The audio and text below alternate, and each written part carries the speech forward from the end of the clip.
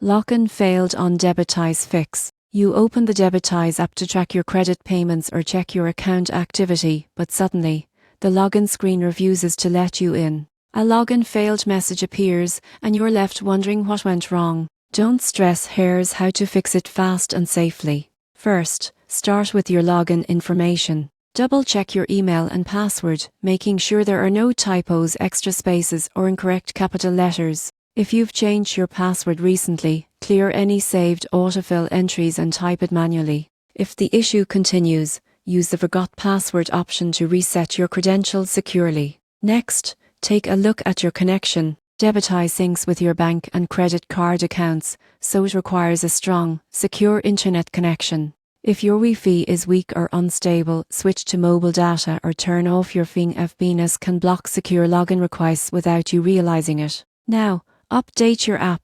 Outdated app versions can cause login failures because of mismatched security updates. Visit your app store, search Debitize, and update to the latest version. If that doesn't help, uninstall and reinstall the app. All your data is stored safely in Debitize servers, so you won't lose anything. If you're logging in from a browser, clear your cache and cookies. Old session files can conflict with Debitize's secure authentication system. After clearing, restart your browser and try again. If everything seems right, but you're still locked out, there is a good chance the problem isn't you. Debitize might be performing maintenance or experiencing temporary downtime. Waiting 15 to 30 minutes often resolves it automatically. The surprising truth is that most login failed errors are small technical issues, not account problems. By checking your credentials, updating your app, and keeping your connection stable, you'll be back to using Debitize smoothly, managing your payments automatically, and staying in control of your finances in no time.